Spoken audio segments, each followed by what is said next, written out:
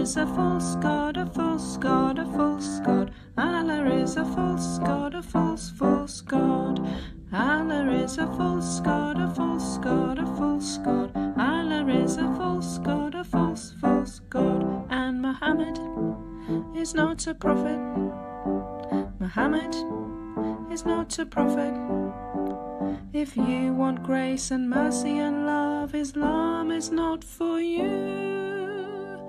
But Jesus is the way, the truth, and the life. Jesus is the King of Kings who died to save us all. If you just repent and believe He took your sins on the cross, then mercy and grace, forgiveness and love, eternity can be yours. But Allah is a false god, a false god, a false god. Allah is a false god, a false god. Hallelujah, let Lord Jesus Christ shine forth. Good morning, good afternoon, good evening. We were together like an hour ago or so. I had a live stream with Robert Spencer 2 hours ago, where we went through Surah 3 and finished Surah 3 and then jumped into Surah 4. And this is like second live stream. I wanted to do this live stream yesterday, but things happened and I couldn't do it. So I just thought I'll do it today because things are going to happen next couple of days. Hello, Julian. Hello, Phil. Yes, it's a beautiful song. Some people are gifted with their voices. I can't wait for my resurrection voice. So what I am planning to cover in this live stream is, hi, everyone. What I'm planning to cover in this live stream is gonna be a review of a video which I watched kind of big chunk of it, not all of it. Don't say that, Phil. Resurrection voice will come. Put your hope in that. There's no other option. And hi to Norway. So there is a video, put it up, Daniel Hakikuchi and Mohammad Hijab. They are discussing many different topics. In that video, they are also discussing gender segregation, as well as there are a couple of other like disturbing things in that video. But I am gonna kind of go through gender segregation part of his video, where in summary, if people don't want to stay until end, that's absolutely fine. In summary, Mohammad Hijab is talking about how gender segregation is leading the causing perversion.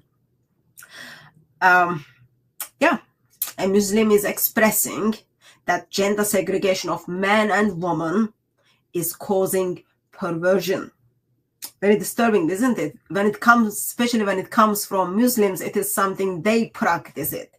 So indirectly, or you might even make a case that directly, he's calling Allah and Muslim scholars as perverts. So I'm gonna go through that part, but I'm not that much gifted and skilled with doing live stream by myself, so I will be kind of getting distracted with probably comments as well as side chats, and then I had to kind of share screen, all those kind of things. So please bear with me. If you can't bear it, just, I'm sure there are better live streams are taking place. Just go and jump into them. Let me just send a link to Adam Sika. He can jump into the live stream as well.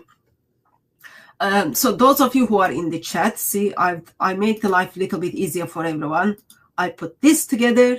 So those of you who are in the chat, so if you want to kind of ask questions or comment on or disagree what we are saying regarding topic which we are going to talk about, please send put your comment in the chat and then put @ in front of TCCI Ministries, and then that will get my attention. And then I've got Adam Seeker just jumped in.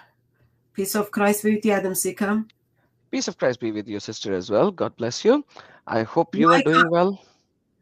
can't you keep away from Mohammed Hijab, brother? I really don't want to go even near him, quite frankly. But he's just gifting so many things that we have to talk about him, because one of the basic purpose of a Christian is to expose the demonic Also, things as well. So this is yeah. one of the basic purpose as well, you know.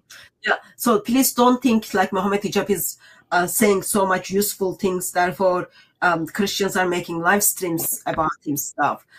Point is, and thank you very much to my moderators who are in the chat. Point is, Muslim missionaries who's got platform, simply using their platform to lie about Islam, bring attention to themselves.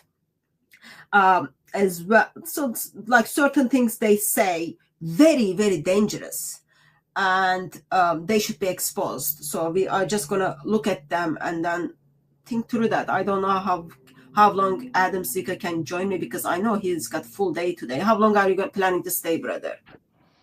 Sister, for the time being, to show all the stuff. So I'll be Okay, here. good, Let's good, see good. what Muhammad Hijab says about the segregation. Yeah, I kind of summarized before maybe you just jumped in. He's simply talking about how segregation is perversion, causes perversion. Strange, isn't it, coming from a Muslim? It actually does, quite frankly. Yeah, but who is the one who does the segregation, brother? Muslims. Yep. So he's saying that Allah said something wrong, Yep. and so by the way, let's talk about a Muslim society, because Mimi Hijab is in a non-Muslim society. Can I show you something from a Muslim society, and I'll try to do the best justice to the translation. Sure. All right, this is Engineer Muhammad Mirza, and he is a very famous Pakistani scholar, and he's trying to preach a new kind of a moderate Islam, and a lot of youngsters follow him in Pakistan. A lot of youngsters between the age of 20 to 35. A lot of people loves him. I have challenged him so many times, and he doesn't have the guts to invite me to his channel, let alone come to my channel to have a debate. But he had the guts to uh, send a copyright strike on my channel because I used his video of YouTube. This is exposed, so he can't do that over here because that's an exposed.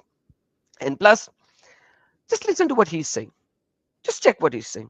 I'm going to do justice to the translation. मदरसों के अंदर बच्चों के साथ तुम्हारे मौलवी मुंह काला करते हैं. तुमने मदरसे इसलिए बनाए हुए हैं ताकि तुम बच्चों के साथ मुंह काला करो. He's saying that in the madrasas in Pakistan, the Maulanas are doing the bad thing with the kids. Muh kala means they are blackening their face, which is doing the wrong things with the kids. And I'm talking about the boys.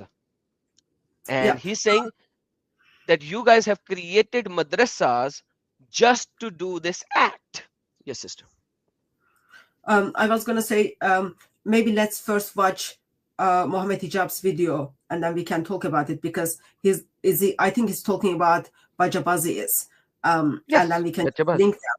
It's such a strange that Muslims are very much where, like, madrasas are where you go and learn the Quran, where you go and then like learn these Islamic things, schools, Islamic schools.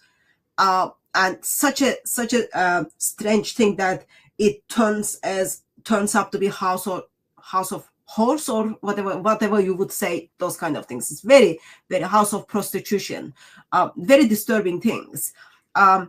Would you be okay if I first put Mohammed Hijab's thing, Yes, and then we put this after this? So because it seems they're just backing up, not only Mohammed Hijab is identifying segregation as a cause of perversion, but it seems like lots of other people are very much aware of it. Okay, let's share the screen. Just like I'm very much aware video is going to be disturbing. Oh, sharing screen thing is changed. video is going to be disturbing, so I apologize for that, but just beware, it is in the intention of exposing the teachings of Islam as well as followers of Islam.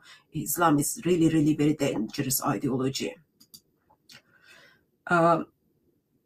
Video can be seen on my screen. Yeah. Okay. Absolutely.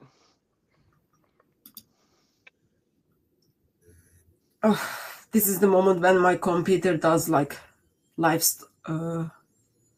sporting. Next was Hakika Chusho. title is People's Champ, but I think he needed to say like charlatan, people's charlatan, but I think there is like spelling mistakes there, so I won't kind of touch that part. Okay, let's start from here. I think that these people should be publicly executed, man. I'll be honest. Where it's proven this, there should be the ultimate force of the law should be on these people. Like sometimes they're deeply Islamic conservative societies, he's gonna come to and then you've got like, you know, you're abusing a boy and it's open. Everyone knows. Yani, I don't see how that can happen. Yani, in some parts of the Muslim world it's unthinkable. In other parts of the Muslim world it's actually not unthinkable.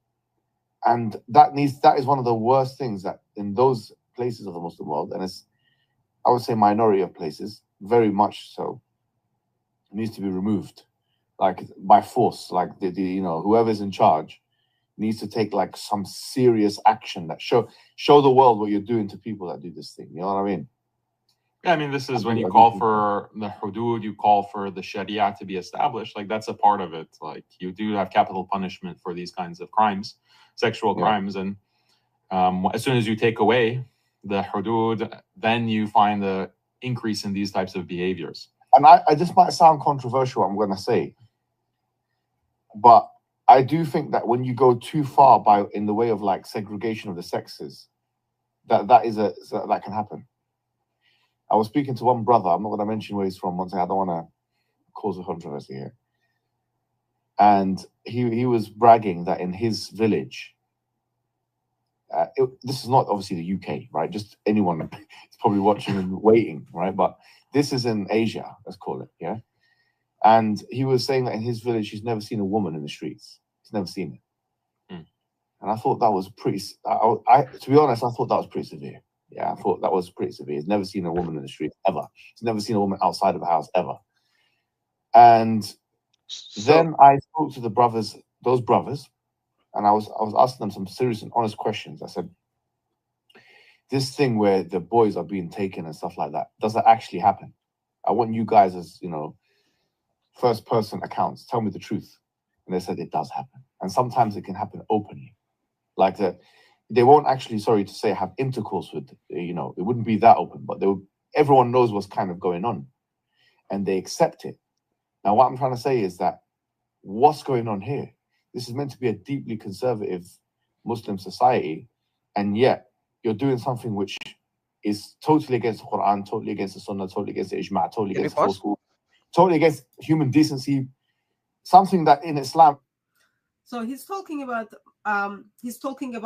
Afghanistan, Pakistan, Iran, as well as a little bit of Saudi. So he's talking about how everyone knows what is happening in that Islamic city, Islamic country. Everyone knows what is happening behind the doors.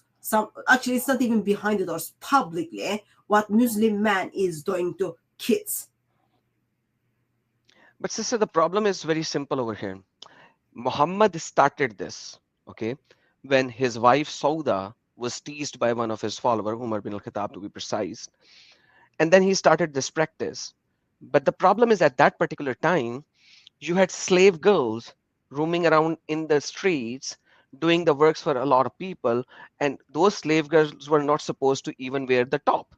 Even if they were wearing the top, they were not wearing the top in a way that it won't be revealing, because Umar would actually beat them that why do you are wearing these kind of clothing? So it has to be very revealing clothing. And these Muslim men had a lot of females to release their sexual desire upon. Whereas what is happening right now due to the UN and all that, and we don't have slaves now, but the acts of Muhammad to not let your woman go out in public are still there. And these animals have to exert their feelings out some way or another, just like Muhammad, because if you read the hadiths, you kind of have those kind of very bad feelings in you. And then this is saying that they won't exert on kids, male kids. They will. Yeah, And so that's what they're doing. Yeah, so he's gonna kind of come to the like, because there is a segregation, because in some Muslim countries woman doesn't even go out, they don't have women on the streets. So what do? They look at these little kids. Like, there is even a documentary I watched a couple of years back. They would go to the villages and then find these beautiful little kids and then bring these boys into their house and then train them with like dancing, those kind of things, so that they can use them. Even like they put makeup on them, they can use these kids for their sexual desire. And it is coming from individuals who identify themselves as Muslims, who are teaching Islam. How about you play your clip? Would you be okay if I just put your clip? So it will simply gonna back up what Mohammed Hijab is talking about. And then I've got short clip. I'll just show these kids and then we continue with Mohammed Hijab's video. Because yes, he even kind of he's expressing that there are very disturbing things that are happening. And everyone knows about this. Like, remember, these Muslims are supposed to be like so modest, so moral. They are so perfect, like practicing Islam. As they practice this Islam, they are harming little kids. And everyone knows about it, what's happening. And then we kind of pick up where he's saying, like, even though he's identifying, oh, this has nothing to do with Islam, actually, when we look at the Islamic tradition, we get to say, yeah, Islam simply justifies those things. It's not like a bunch of Muslims who don't know anything about, therefore they are doing these crazy things. That's not the case. Let me give you a simple incident. I have many. I'll send you the links of so many. But check this out. This kid was molested. Just a second. Did we finish the video of that Pakistani gentleman? No, I'll bring that after this. This is a pure incident. In Khanewal, this is in Pakistan, in Punjab, this kid in the madrasa, in this Islamic school, he's a 9-year-old kid. The Qari molested him, had sex with him all night long. This is a policeman who is taking the first incident report from this kid. Jamiatul इस्लाम कौन से नाम से नाम कौन सी बेटा कारी साहब फरीदन कारी साहब की नाम हुजैफा कारी का नाम Huzaifa is the name of the Qari who did that, and this police officer is taking an interview of this kid, and the kid is saying that Huzaifa and another guy did this with him all night long. That's exactly what the Qaris are doing in the madrasas. You see this innocent child who is going to a madrasa to learn Quran, and that's what happens. And I have so many videos, but let's go to engineer Mohammad Mirza. I'm going to share it now. Okay. What does he say? Now you can go back to engineer Mohammad Mirza. I don't think I can play all of the videos because some of the videos are very graphic and it goes against the YouTube policy. But I'll send you the link. I'll just give a couple of examples. Yes.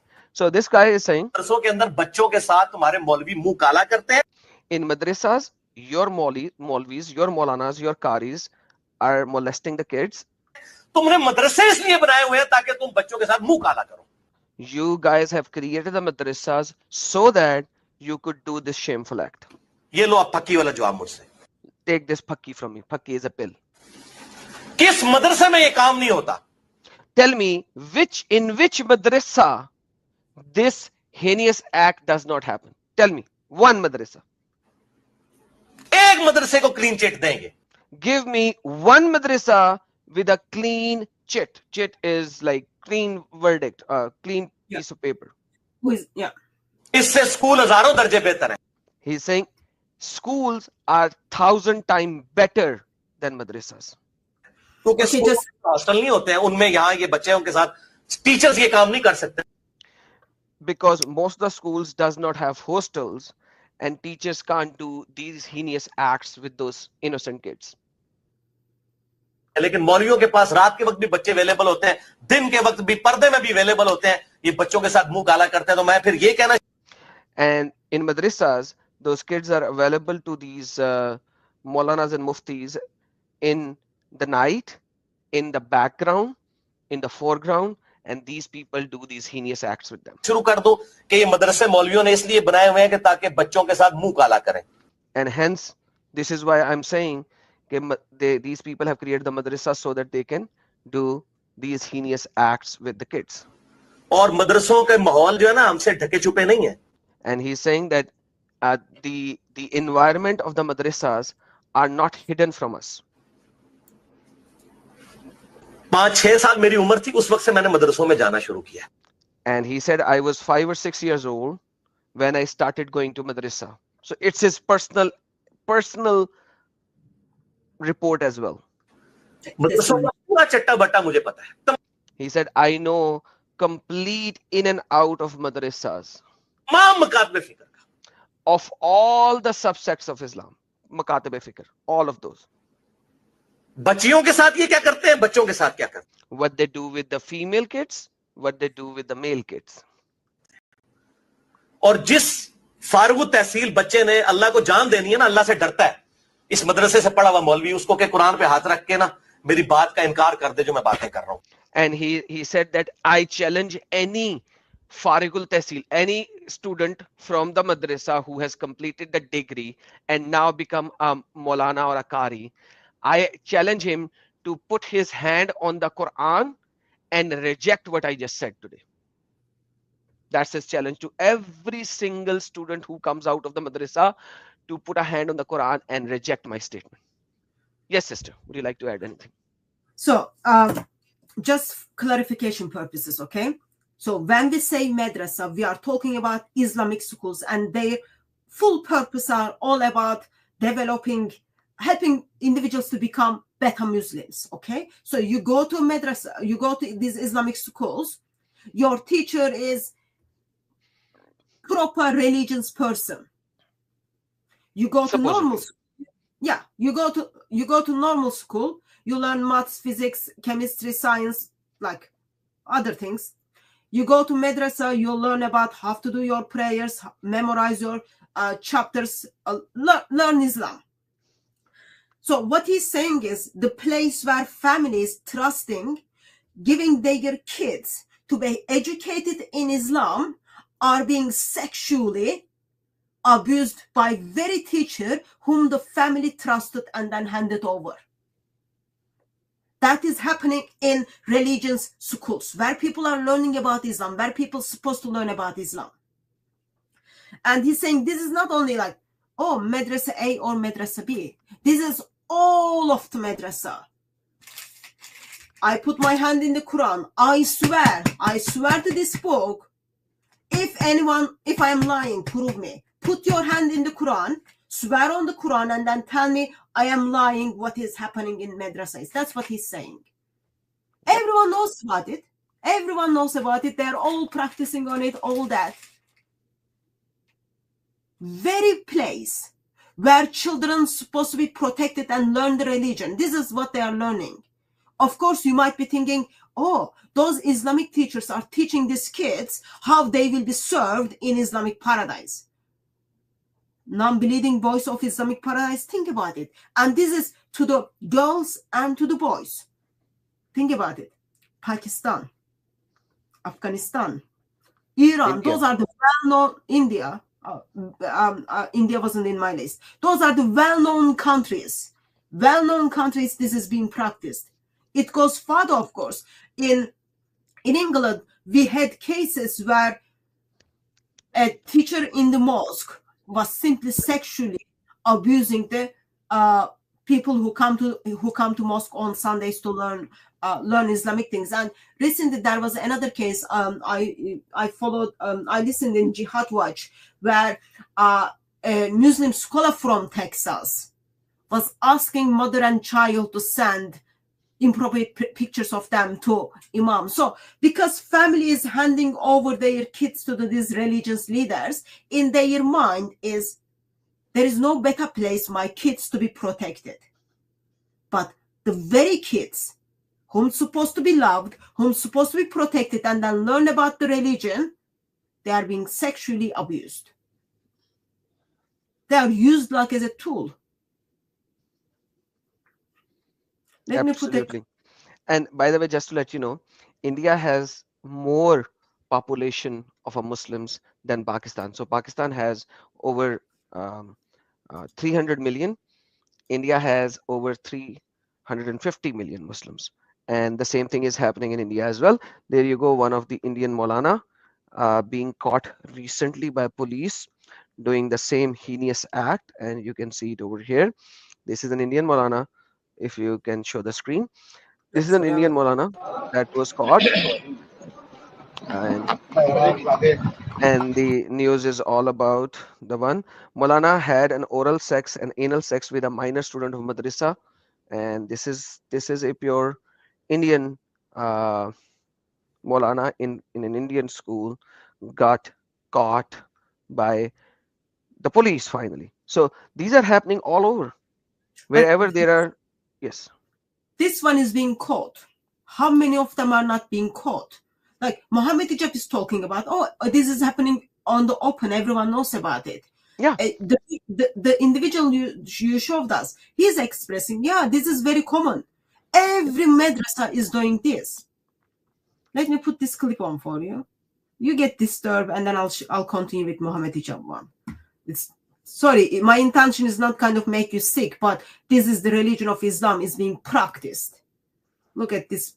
Those are, yeah, my computer is in live sport.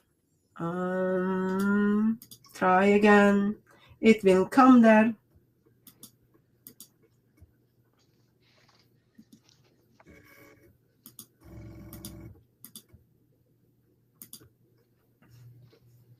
Those are the boys. What are they doing? Vibrating. Look at the individuals who are watching them.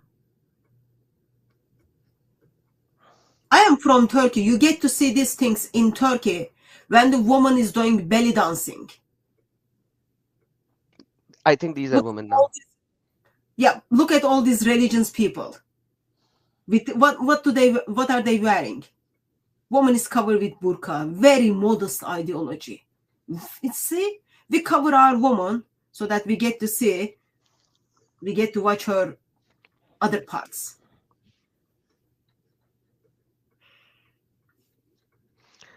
But sister, then again, Mimi Hijab also said that if you want to marry somebody according to a particular school of thought, you can see her naked. Yeah, so I'm going to come to that part of the video. Wait. Patience, brother, patience. I'm so sorry. I'm so impatient. These are so... Because it's very disturbing. Yeah, that's understandable. But everyone knows about these things.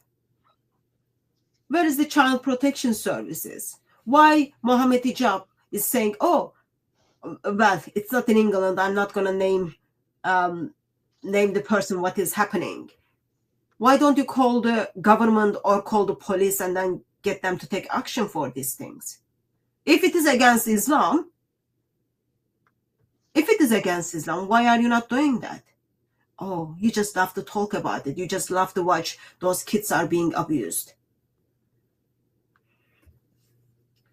Like there are a lot of links that I can send here. You can send it to the one, because when they are dragging some kid in the back room, we can't show it. So I'm just sending it in the private chat. So I can't show that. This video, I'll have to stop halfway because the parents caught this Maulana. Check this out. What did you do with Ahmed 3 days ago? This is the Maulana who teaches in a madrasa, and the parents caught him.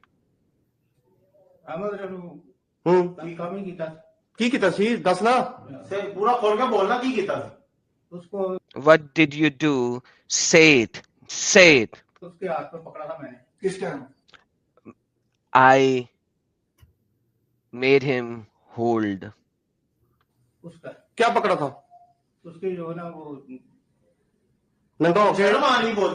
Okay, I can't play further from here because then you will see it will go against the YouTube policy, because then these parents will do some physical harm, and that goes against the YouTube policy. But I'm sending the link so that you could actually send it to the people. Sister, it's in the private chat. So the whole idea is that these, like, he is doing that kind of a hand kind of a sexual acts with the kid, and the parents, the Ahmad, the kid's name is Ahmad, and he told his parents, and the parents caught him, and they are taking the justice in their own hands. And it's in X has a lot more freedom of speech than YouTube, and we can't show that action here. Think about it. You live in a country where you cannot trust the police to protect yourself.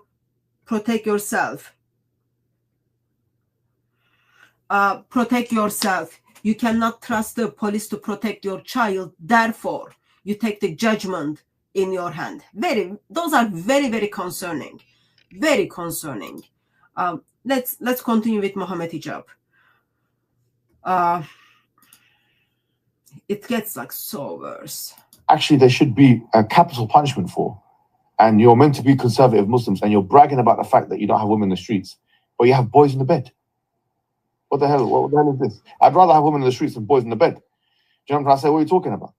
So I think when you go too far in the whole thing of, segregation, this and that, whatever, it creates like this, it creates perversion. I think it creates perversion, to be honest with you, bro. He wants to be honest with people. When there is a segregation, what happens? It creates perversion. Surah 33:53. Whose idea was the segregation? Whose idea was segregation? Surah 24:30-31. Whose idea was the segregation? Allah. Yeah. Supposedly. So, yeah, according to Islamic tradition. So Allah is the one who's creating perversion. And he's telling us, yeah, you are bragging about it. Well, you are staying silent about it. What have you done legally to stop it?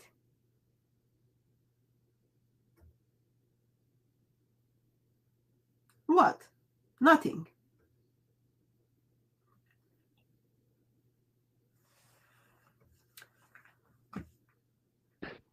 According to Mr. Mohammed Hijab, yeah, Allah is the author of perversion. And of course, Allah cannot be Allah without his prophet. So Muhammad and Allah becomes the perversion, simply forcing woman and man to live a separated kind of lifestyle or society, live in a separated society. Therefore, you don't put your woman out on the streets. You don't let them out of your house. That's not much different what the Quran says. Therefore, what you have is, you have boys in your bed.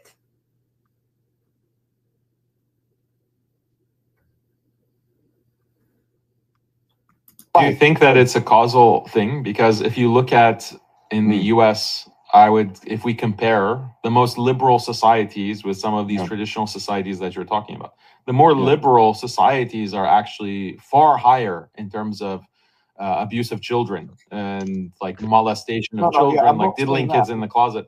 I think if you go too far in either direction, so if you go too far in the liberal direction, it produces pathology and perversion. But ironically, and also kind of like counterintuitively, if you go too far in the segregation, I'm not going to see women in the streets direction as well, that level of suppression also creates perversion. So that I think there's something in the middle. Maybe I'm subscribing too much of like, but like if you don't see women in the streets, like you have a wife at home, maybe multiple wives, maybe you have like, so how, I don't understand how someone who is older and has a wife, like it's even more disgusting and despicable that he would abuse a child. I know, as mad as this sounds, and look, I feel like you still need to communicate with women who are not your wife, even if it's a normal interaction. Because if you have no schooling on how to do that, if you don't know how to speak to just a normal woman who's selling you a loaf of bread, or someone who's doing this and that and the other, then when you see that woman, you can start to become like a freak. You don't know what to do. You have no skill. You have no training on how to deal with that. you know what I mean? So I feel like That going goes too against Islam. That goes against Islam. You cannot go and talk to non-mahram women outside when they are walking around. Like, they have to go do the function, but action, which is really, really necessary, because the Quran says you can only go out when you're fully covered for an explicit necessity, and then come back home. How can he So say that? He's going against Quran, sister. What's happening here? Is he yeah, is he a murtad now? well, didn't he express Allah as the pervert? Oh, true Now, that. Yeah. yeah, so now he's like, oh yeah, so why do you need to go to the school to learn how to speak to women? Oh, because you like those, he thinks like, oh, those are the skills you learn at school. Alongside of math class, you like learn, oh, how do we speak to women? I am very much aware in Germany, in England, I don't know in Germany if it is for illegal immigrants, but it is for immigrants. In England, it is for illegal immigrants. There are classes. There are classes showing you, actually, if woman is crossing her legs, that doesn't mean, oh yeah, go and have sex. That doesn't mean like come and have sex with me if woman is crossing her legs. There are classes in England showing, oh, how to speak to women. But those classes are for illegal immigrants. Why? Because in the country they came, they see women as tool. It's very disturbing. Like, just check it out. There are classes showing, very disturbing, showing illegal immigrants how to use birth control things. There are classes showing, there are notices in the hotels says, okay, do not touch the kid. There are notices. Why? Oh, it is not because they come in a society where they never seen woman. No, that's not the case. Because they come from the religion which woman seen as just a tool. Woman seen just something you just grab it from the shop, use it, and then circulate it around. Therefore, yeah, they need classes to learn how to speak to the woman. No, they just need to get themselves out of Islam. I get like, And by the way, yeah, sorry, no, go on, brother. These classes are not doing a lot of difference. They're just going there because they have to stay in the country, because they're illegals and they have to attend that class. But those classes are being given by who? Mushrikeen. What does a mushrik can tell them which is better than Allah's book according to them? So for most of them, it doesn't even make any difference. Yeah, it's for them, it's like tick box. Exactly. To get the nationality or get the permanent residency of that area, they're just going there to listen, and that's it. That's all what it is. So, okay, let me just play the clip a little bit more, because I've got a couple of questions. And let's be honest, at the time of the Prophet, it wasn't this strict thing of seeing a woman in the street. Like we were just talking about Surah Mujadila. The Prophet was having a debate with the woman in front of, like she was in front of him, and they were having a kind of debate with each other. So how did that happen if there was such a strict laws of segregation? I don't see it like going too far in either direction. Just follow the Sunnah. The Sunnah was, I mean, at the time of the Prophet, they were all in one masjid. In fact, I'm not saying do that, but I'm saying fine, put the barrier, put whatever. Okay, did you hear that? I did. In the time of Mohammed, woman and man were in the mosque together. I'm not saying you do that, he says. Oh yeah, my rubbish prophet. He didn't separate them.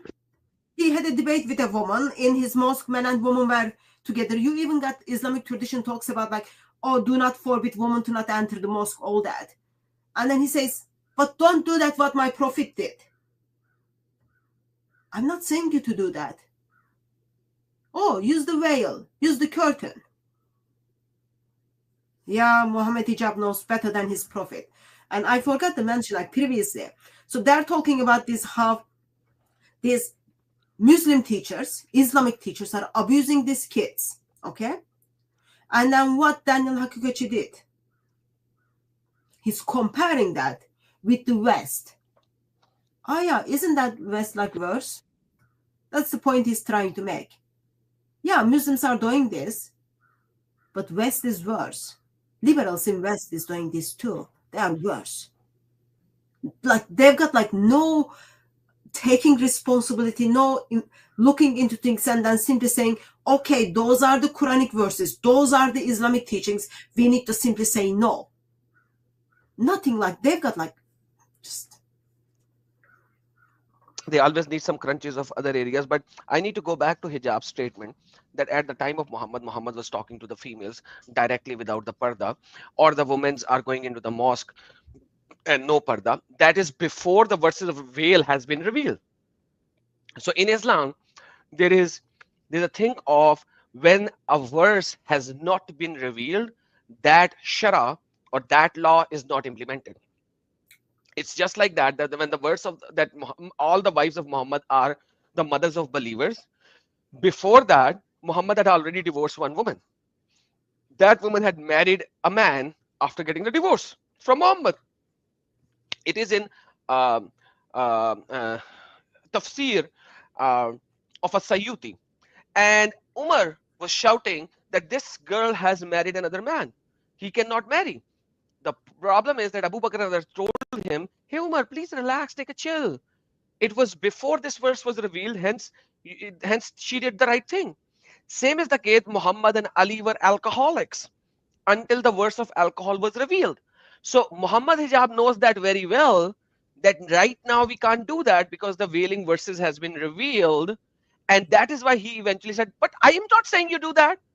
Because he knows that right now if he says do it, every single school of thought scholar is going to bash him that you are preaching it wrongfully because the verses of veil has been revealed. Woman has to be in the very end of the mosque, first the men, then the kids, and then the woman in the very end, and only if you cannot put a veil. But it is better to put a veil because, women should not see the back of the men as well. This is how it works. Sahih Muslim 440.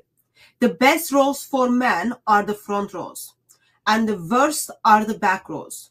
The best rows for the woman are the back rows, and the worst ones are the front rows. Thank you so very much. Umar said, if we left this door for the woman, regarding like where women enter the mosque, so they are already putting segregation. So yes, Adam Sika is making Islamic point. Things were different until the verses came and revealed. What is Mohammed Hijab's take on? Oh, I cannot say that, but I need to still make a case to make Islam look okay. Why? Because I just told everyone segregation is causing perversion. I just told everyone I worship a God who is pervert, who created pervert, who gave birth to perversion. But now I need to kind of make sure people also get the different impression. Yeah. At the time of Muhammad debated with a woman. And same Muhammad told, well, don't go outside. At the time of Muhammad, there were men and women were in the same building praying. Oh, same Muhammad, because he was so shy, and Allah steps in and then says, oh, put the curtains between you. Same Muhammad says, oh, no. You've got to get into the back row because you are a woman. Aisha says, like, do not allow women to, don't stop women to entering the mosque. So there are certain concerning things that are happening. But what we get here from Muhammad Hijab is, well, in the time of Muhammad, there was no segregation. But I'm not saying do that. I can override certain things here. Mr. Part-time stripper is just causing danger. Because the part-time stripper knows, sister, absolutely very well, that 99% of his followers will not even verify or validate anything. and they don't know jack. Before coming here, I just debated a person coming from uh, England, and his name is what is his name? I forgot his name. Gilani, and he gave me his LinkedIn account. He's supposedly in some kind of parliament as a speaker, describing that Islam is pretty good. And I just spoke with him for almost like 30-40 minutes, and he's just so silly and ignorant about Islam. But he's representing Islam in London. His name is Saklan Gilani. How ignorant the Britishers are that they allow somebody to speak as a Muslim representative who doesn't even know jack about Islam. Brother, British government is so, what is the term? So worse than stupid. They hired Muslims for Home Office to bring policies, 700 of them, to just bring policies to kind of support Islam. Just they very much messed up. They very much messed up. Let me go to Mohammad Hijab one. Mohammad Hijab is like just worse of messed up version. But don't go too far of like, you know, this and that, and because when it comes to sexuality, I feel like if you do suppress it, and once again, it might be I'm subscribing too much to the psychoanalytic thing. If you suppress it too much, it comes out in freakish ways. You've got to have some level of balance here with the thing. Like, for example, my kids, go ahead. Yeah, sorry. Yeah, so with my kids, they're growing up and they do certain things. Obviously, I've read a lot of Freud in my life. I've read his stuff. And I'll be honest with you, I agree with a lot of it. Like he's the unconscious mind, expert, not necessarily the Oedipus complex and all the like, you know, a lot of the presuppositions of psychoanalysis, I agree with a lot of it. And I think a lot of it is not contradictory to the Islamic belief system. And so, for example, there was this one study that I saw with this boy called Hans. He just told, oh, segregation is causing causes perversion, and then he just like, oh yeah, lots of these psychology studies, they agree with Islam. Yeah, Islam causes perversion, religion of perversion. And he's just referring it to his kids. Yeah. The problem is his kids are living in England. They are not following Islam for sure. So because of his kids, he's changing his views and making a different kind of Islam where he's destroying his Allah and Muhammad without even knowing. Or maybe he knows, or maybe he's just deceiving because he says a lot of things very deceptively. And now that he is growing old and his kids are growing up, you know, as a father in England who has controlled his kids to an extent where they don't even have a breathing space, now they are old enough to say, hey, Papa, get the hell out. I know what I'm doing. So yeah, I think he's getting the taste of his own medicine right now. I actually did this for A-level, psychology A-level. I did psychology A-level a long time ago now. But I read into it a bit more. And the mother kept threatening the little boy. And obviously Freud was there taking notes. Sigmund Freud. And he was taking notes. She kept saying that if you do this, I'm going to cut your penis off. I'm going to cut your penis off. That's what she kept saying to the boy. And it just made him want to do that thing more. It made him develop pathologies. It made him develop. So I feel like the way we deal with sexuality and gender relations, there's got to be a bit of a balanced approach, because if you tell someone not to do something too much, even some psychologists have dubbed it as the Romeo and Juliet effect. Sometimes it makes them want to do it even more. Marghub, and mamnu' marghub, something which is not allowed. Even Ibn Qayyim mentions this actually in the Da'wah Dawat. And mamnu' marghub, that something which is not allowed has become more attractive because it's not allowed, especially in the sexual field. Brother? Even their example is very disgusting. Which mother will say, I'm going to cut your penis off? I don't know why their examples are so disturbing as well, sister. I have no idea. He could choose different examples, but like he's just like using lots of sexual examples. That is very I didn't put that time down. That is very disturbing part in the video, in this clip, where this charlatan is talking about. I had to Google what he was saying. And when I Googled it, it was like very disturbing sexual terms. He just like, so bad. Like, he's just like not sex experts checking all these things. And then he's giving example. He could simply use different examples, but he's choosing these like sexual terms and then sexual experts. Let's sake of the argument. Let's say, okay, mother said it to the child, all that, and then that made child to do it more and more. What is Islam is all about? Islam is all about, you've got to do this, you've got to do this, you've got to do this. And then you've got list. Don't do this, don't do this, don't do this, don't do this, don't do this. Allah is saying, don't do this, don't do this. And then what is Muslims are doing? He just told us. They are bragging about what they are doing to those kids because there is men and women segregation. Very same thing, which is saying like this is wrong. That's the very term Allah is using. The very way Allah is sending his last revelation, to-do list and not to-do list. And his not to-do list is getting very much attractive. And his to-do list is very dangerous as well. But like, don't do it, and then child does it. Yeah.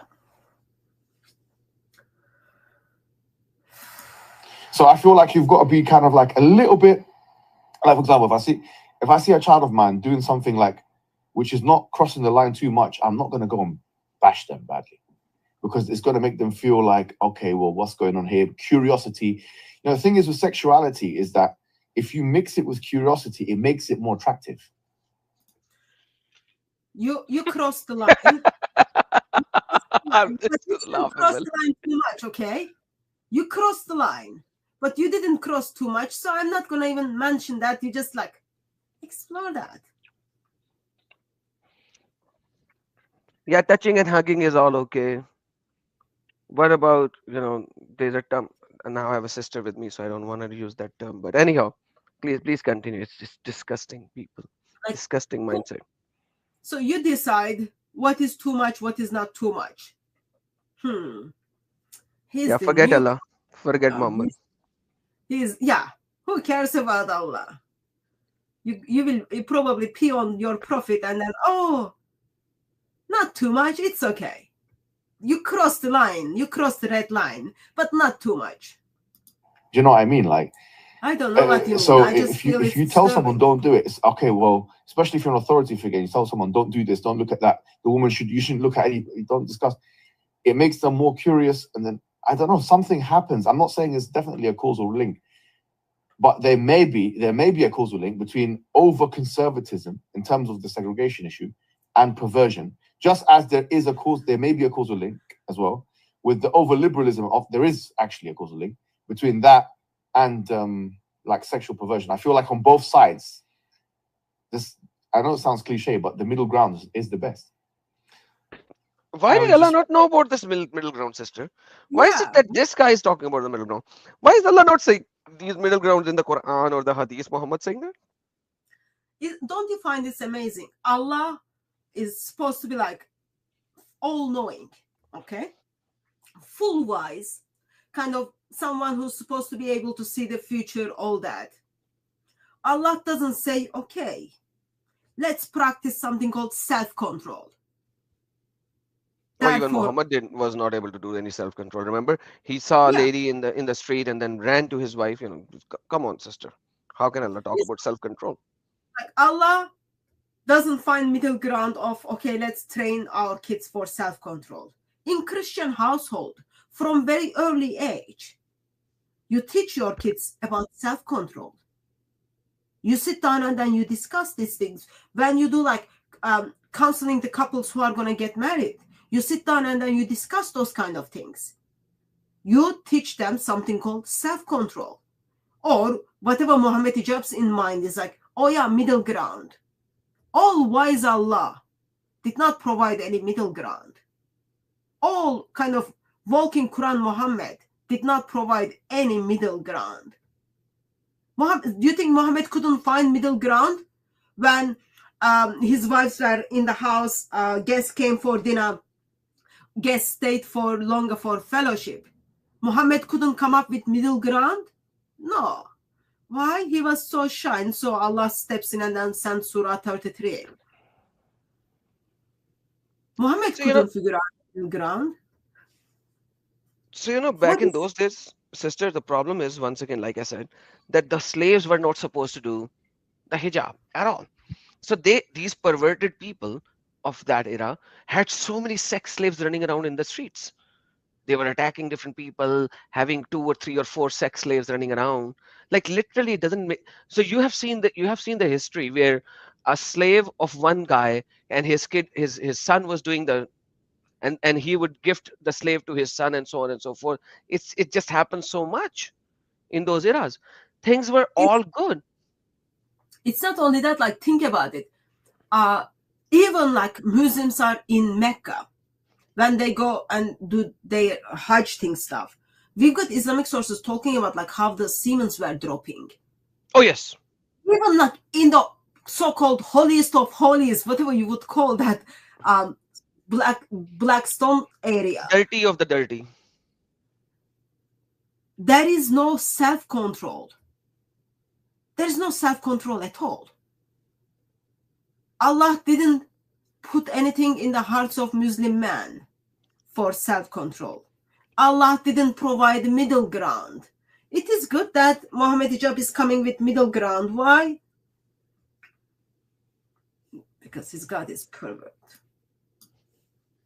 Absolutely. Contextualize your statements, because like we're in a very liberalized society, and unfortunately many Muslims have because what you consider Muhammad Hijab to considers like the middle ground for the majority, I'd say maybe 90%, or in the West, not necessarily the East, 90% or 80% or 50%. Their middle ground is very much on the incorrect side.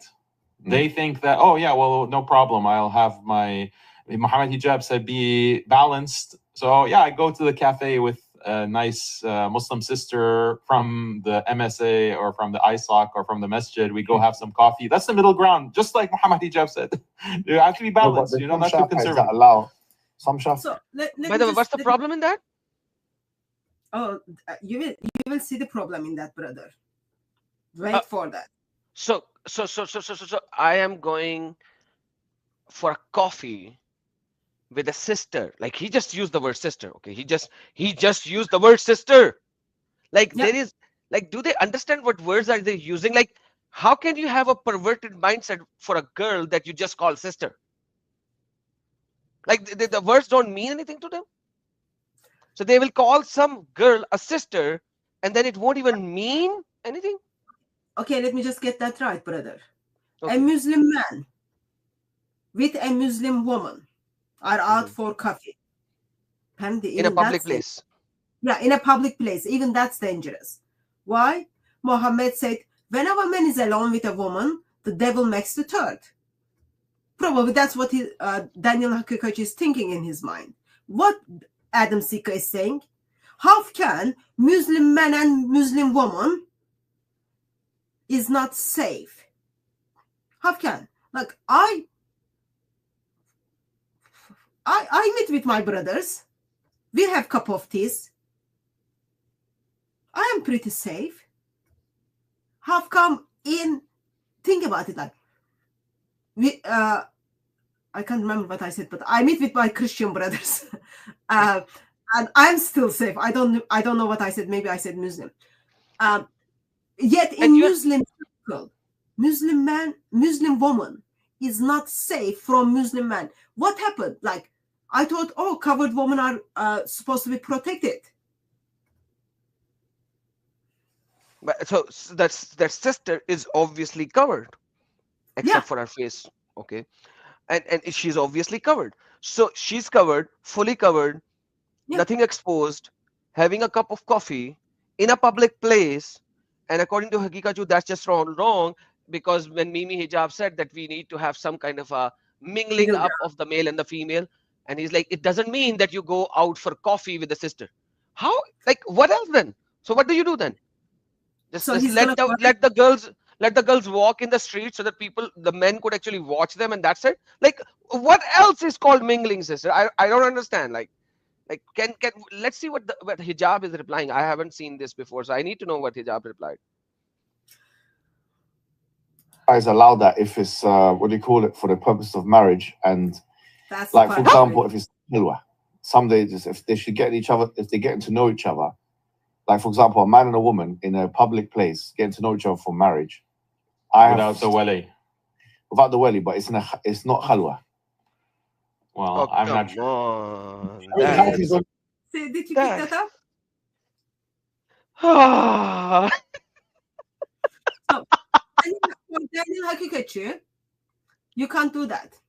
Okay? Yeah, you can't do that. Man and woman cannot meet for a cup of tea, even though they are planning to get married, okay? Without like third person, without wali. Wali is the father or the brother or the chacha. Like the parental uncle. And everything.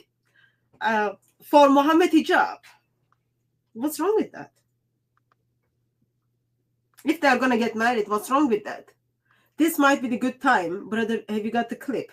This might be the good time for remind us again, even according to Mohammad hijab, that he thinks, oh yeah, you can even see the woman whom you are going to get married naked. Absolutely. There you go. Let's play. See, very disturbing. Like, people, these things are disturbing. If you just like take the face value of it, am I need to press something, or you are pressing? No, I will. So Mohammad hijab is now teaching Sneeko with using Ali Dawa, a new Muslim, that how you can do perversion with women. You just need to know that you need to say that you are going to marry them. So listen and enjoy. Yeah, and sometimes you can see the the wrists and the. You don't follow the Ibn Hazm opinion, so you can see the whole body naked. No. And they are enjoying and laughing. How funny it is. How funny it is. See the whole body naked. That's Ibn Hazm's opinion. Islam is all about opinions. Let me play it again, because this guy was saying you can see her hands and till the wrist and everything, but Mimi Hijab said, okay, there is an opinion, go all in. I was talking about I follow the opinion that you are allowed to see the woman without the hijab. Yeah, and sometimes you can see the the wrists and the. So the girlfriend was saying that without the hijab, see the hair, see the face, see the wrist, see the hands, that's what you see. But Mimi Hijab said, oh, Sneeko, relax, chill. You can. So you don't follow the Ibn Hazm opinion, so you can see the whole body naked. No.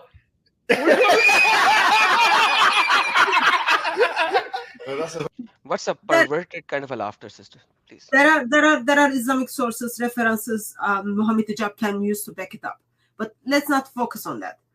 So think like that.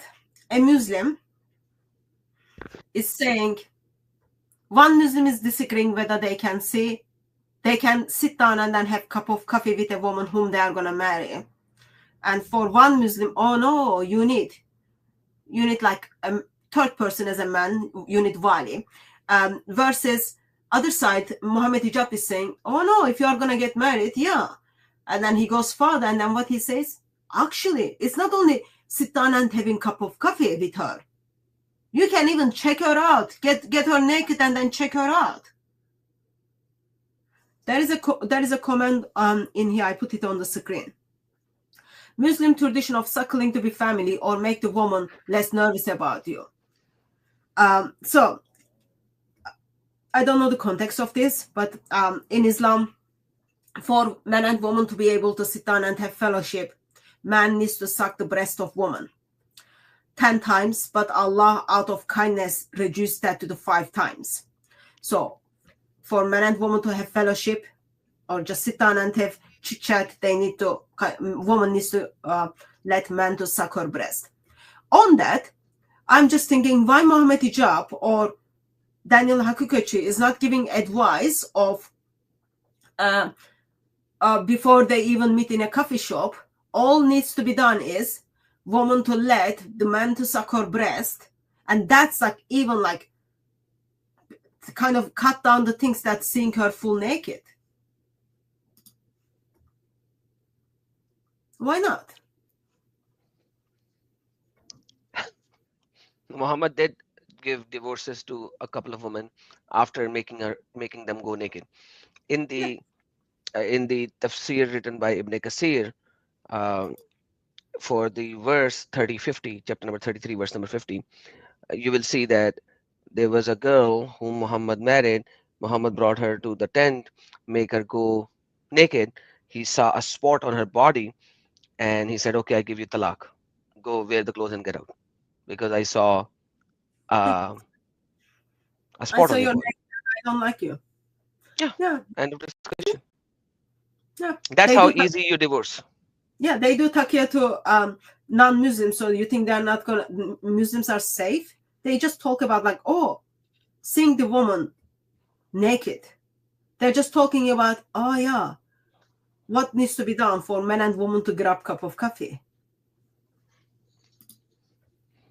Or Just like they will actually go grab camel urine and milk. before, like just like without looking into Islamic sources and what Islamic sources are saying, just ignore that part. The very statements Charlotte, part-time stripper Mohammad Hijab does, very, very concerning, very statements that Daniel Hakikochi makes, very, very concerning, not only for Muslim women, but also Muslim men. I find those things just so disturbing. Even say you need the Hanafis say you don't need a wali anyways to get married. Yeah, but that doesn't mean that you go and. But the context of like. See?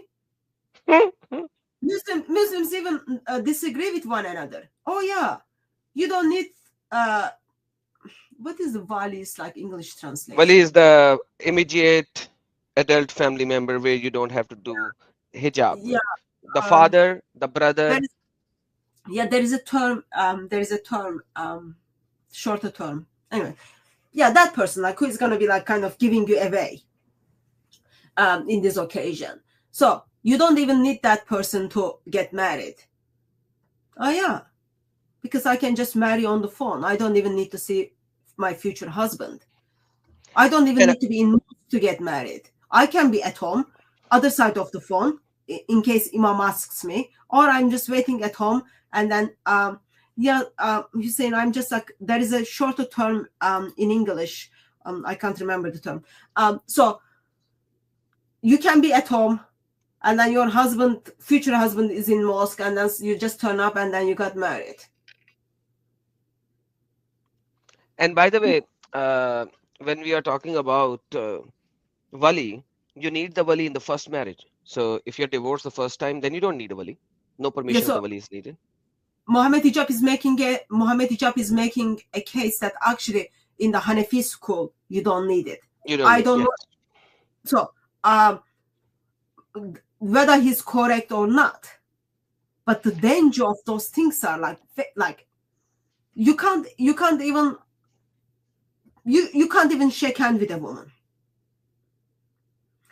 You can't even so-called like Islam is the religion of modesty and protection for the woman, yet you are just talking about seeing the woman naked.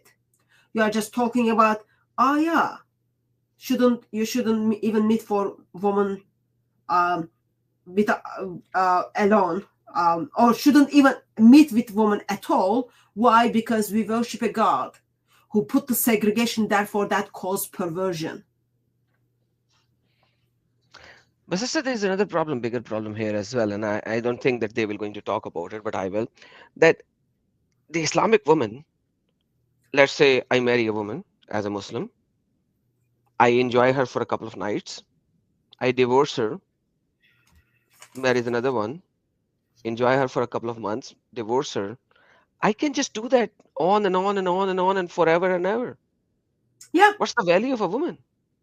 Yeah, and like with that, why do you even need at the first place taking the boys to bed? Because you've got like lots of, as a man, you've got lots of freedom. Otherwise, muta, domicile, whatever like you want to do. Why are you abusing the kids? Exactly, and this reminds me of something. Hold on, I'll open up. So one of the Pakistani mullah was actually saying that when you go abroad and study with the females, don't do illegal sex. You know, just don't do illegal sex. Just have legal sex. Have them do a muta and misyar, and that's it. So enjoy, and you can even decide how much sex you're gonna do. Let me show it Yeah. to you. This is how Even they're teaching in even Pakistan. Yes, sister. about it. Yasir Kadir has a video about it. Like, oh yeah, those are the short-term things, you can deal with it. This is Pakistani mullah, and this guy is saying that this is wrong, and they are abusing. But this is what the mullahs are saying. You can see it's a mullah. Check this out. Oh, where is the sound? Okay, hold on. There you go. Student मुख्तलिफ यूनिवर्सिटियों में रहते हैं, दुनिया की यूनिवर्सिटियों में mix तालीम है. So different students go to many different schools of the world where there is co-education. Hostel में एक लड़की एक लड़का आ गए हैं. In the hostel there is a female and a male. जी, उनको कमरा लाट हो गया कि इस हॉस्टल के कमरे में तुमने रहना है. They have allotted a room. अब जहर एक जवान बच्चे हैं तो दोनों नामहरम है एक दूसरे Now they're a young boy and a girl, so they are namahram for each other. के लिए. अगर वो इस शर्त के साथ या जो भी शरायत रखना चाहें, मुता कर लें. They can have some conditions to do muta. कि जब तक हम यहाँ इस यूनिवर्सिटी में पढ़ रहे हैं, यहाँ पर मौजूद हैं, हम एक दूसरे के लिए महरम हैं. That for the time being that we are studying together in this school, in this university, we are mahram for each other. किस हद तक महरम है, क्या हमने मिस्री करनी है कि नहीं करनी? We are mahram for which extent? Extent of just touching or extent of all the way for having penetration sex? उसकी शरायत कंडीशन लगानी है. They can set the conditions in the muta document. लगा सकते हैं. They can do that. जी, अब उसमें ये है कि कम अज कम जितना अरसा वो वहां रहेंगे वो हराम में मुब्तला नहीं होंगे. Hence, for as long as they are going to stay in that university, they are not doing anything haram because they have signed the muta paper. एक दूसरे को देखेंगे तो हराम में मुब्तला They can see each other and it will not be called haram. नहीं होंगे. एक दूसरे को अगर वो टच भी कर लेते हो तो हराम में मुब्तला. If they will be touching each other, it won't be considered haram. And so on and so forth. There you go, sister. Yeah, so you got where is this from? Pakistan? Where is this from? Yes, this is from Pakistan. Okay, so you've got the very similar things in UK. So at university, you can marry with someone for while you are a student, and then leave that marriage once your student time is up. How is this a marriage, sister? I don't understand. How can you call this a marriage? Well, that's what Muslims are calling, brother. See, Oh, okay. I was going to comment on this. Rest says, muta marriage disgusting. It is disgusting, but it is rooted within Islam, and Muslims are practicing that under the muta, Shias, Misyar, Sunnis. But Allah, with all of His wisdom, wanted to kind of give these luxuries to the Muslim man. Think about it. Quran chapter number 4, verse number 24. Allah said, muta, do istamta'tum. Very give them for the pleasure you receive from them. So very God, which Mohammad Hijab says, oh, his rules and regulations are bringing into the world perversions. That's the very God. He puts very, very disgusting things into the hearts of Muslims. Allah is a God of destruction. God of destruction. Let me continue. Going to a cafe, sitting in front of someone, you know, having a nice little chat, like having. Okay, my computer is in livestock. Wait. It's gonna come back. It's gonna get fixed. On, like, is this person doing that to get? Okay. Someone, you know, having a nice little chat, like having. Isn't that ikhtilat? Like this is ikhtilat. Is the intention to get married, or like is this person doing that to get married to this person, or is the intention to? I don't know. Like, I feel like you'll find a scholarly difference of opinion on this in these issues. Oh, I feel there are different views on it. Whether you can sit down with a woman in a cafe or not. Oh, there are. I feel. Oh, my feelings are so meta. I feel there are different views on it. Are you gonna get married with her or not? Mister, your feelings. You are the one like, oh yeah, let's see all those women naked before we get married with them. Check it out. If we don't like how they look, we just get rid of it. So Islam has a difference of opinion in everything whatsoever, Yeah, and and in feelings, everything. different of feelings. Yeah. So the only thing that Islam does not have a difference of opinion is to kill a murtad, but then they have a difference of opinion on whether When, how you should kill the murtad, how and when. So after 3 days, 3 weeks, 3 months, and how. So but like kill the murtad, but how and when. Come yeah, on, man. This is just I'm skeptical of that. I don't think there's much difference of opinion when it comes to ikhtilat like that. You're sitting in a cafe looking in the face of a beautiful woman, even for purposes of marriage. You're not supposed to keep looking at her. Once you got the look and you know what she looks like. Yeah, I mean, it's not classic. Did you pick that up? Once you get the look, once you know what she's look like, then you can decide yeah, what you and want. they think that I don't understand. Like, why would you think it is funny? Why would you think it's funny that you laugh at it? And you are talking about your Muslim sister. If they're using such a language and vocabulary for their Muslim sisters. Wow, you don't want to be in locker room when they talk about a non-Muslim woman.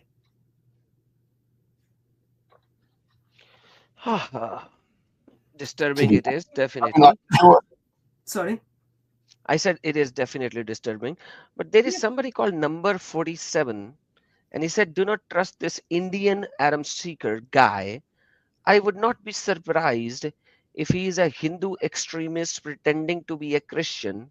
His hatred for Muslims is slightly more than Christians, but he hates you too. Very beautiful comment. I love it. First of all, your sentence has so many ignorant comments in it. I'm not an Indian. I'm a Pakistani. Number two, I don't hate Muslims. I love Muslims. Rather, I feel pity for them, for most of them, except for the 15 to 30% on the very far edge who are lying deceivers and killers. The rest, I feel pity for them and I love them. What I hate is Islam. I hate Islam. I don't hate Muslims. I hate Islam. The ideology created by this one single person named Muhammad, I hate that ideology because Christ said he loves, he came for the sinner, but he hates the sin. Sin is what we should hate, what we all should hate. Sinner, we should help the sinner. Unfortunately, Allah hates the sinner in the Quran. La yuhibbu al-sanin. Allah hates the sinner. And this is a very false ideology. It should be removed from the planet Earth. All right? So get your facts straight, Mr. Number 47, before you accuse somebody. And by the way, no Christian hates a Muslim. All the Christians pray for the Muslims. I have not seen any church who's saying, "Oh Allah, oh Christ, kill the Muslimin." No, never. "Oh Christ, please give them cancer." No. But if I go to a mosque, which I have been all my life, every other Friday prayer when we go to, the Maulana will open his hands up and he will going to pray, "Oh Allah, kill the Jews and the Christians, give them cancer, give them AIDS, oh Allah, destroy America, destroy Israel." This is what they pray. This is their prayers. We don't hate Muslims. We love them and we pray for them. We don't curse them. Yes, sister. It is the religion of love and peace. What do you expect? Peace is And religion of the safe. Okay, let me go back here. About to get. Do you know what I'm trying to say? If you do that, you'll think you're some kind of a pervert guy. I'm trying to say, if you do that, you'll think you're some kind of a pervert guy if you try and do that.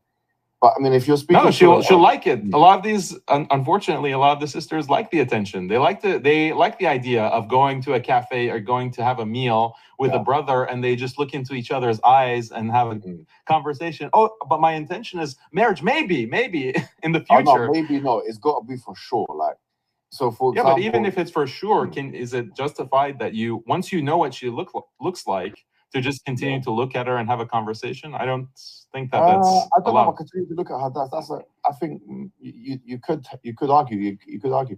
I don't know. I'm not giving a fatwa here at this point. I've just finished a degree. I don't want to do that. But I'm just saying, like, Yani, if you're gonna get married, because I'll be honest with you, Akhi, I'll be honest with you, since we're being like very casual about the situation, bro, like, it's a big thing, bro, if you're not attracted to the woman, you know. Like, for example, some brothers, before they get married, and some sisters, same thing, it's the same thing both ways. But like, I'm just gonna speak from the man's perspective for a second, yeah. Like, so for some brothers, the sexual aspects actually it can be a make or break. Do you know what I'm trying to say?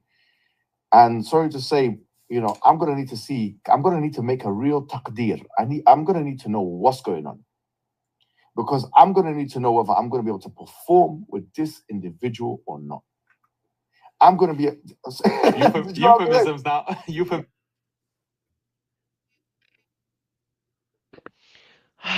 So basically, they are fighting with each other No, whether you can do it or whether you cannot do it, and but what is that depend? What does it depend on? It depends on whether you, sorry. That depends on how the woman looks. To whether you want to marry or not marry. And so until you see, how will you know whether you want to marry or not marry, sister? Because you are marrying her based on her looks. And by the way, if tomorrow she gets fat, you can just divorce her. You know, that's what Muhammad did. Yeah, you look at her and then, oh yeah, I can perform on her or not. Before I move on, I also wanted to point out something that Daniel Hakikochi is doing. See, these are the Muslim girls who like attention. They want it. Yeah, they want to meet. They want you to get them dinner. Yeah, they want it. They like that attention. Give them what they are asking for. Just sit around the table and then just look into each other's eye. What is the term, like when you do these things with your eye? You do this. Yeah, it's all love. Why? It's all okay. Why? Because girls just like it. Girls just like it. Yeah. I am just like disturbed that it's always woman. Okay, something happened to the woman because woman wanted it, because woman lead it, because woman likes it. It's always the woman who's dirty. Simple. Yeah. Yeah. So in here, you've got the occasion of what Mohammad Hijab is saying. Check her out and then see, yeah, if she can help you with your sexual desires. You said, what's going to happen in 2 years when she becomes fat? Or what's going to happen when she makes babies? Oh, you're not attractive to her anymore. She can't help you with your sexual desire. What is the solution? Get the newer ones. The one says like 6 packs, all that kind of things. Ones will help you with your sexual desires. Very, very disturbing. And this is like, think about it. This is how they are looking at their Muslim sisters. You don't want to be around them in locker room. Seriously? I love this comment. Which one? You don't want to be with them in the same locker room. No, think about like it. You throw in the perfect kind of statement, like just like normal.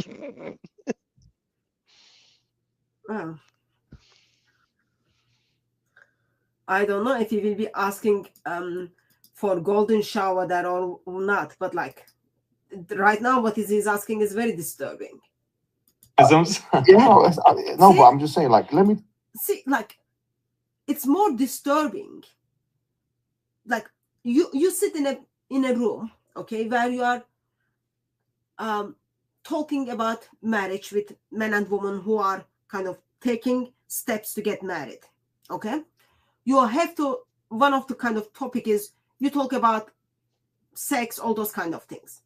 When you talk about these things, every word you say, you don't, the moment you finish your word, you don't start laughing at it.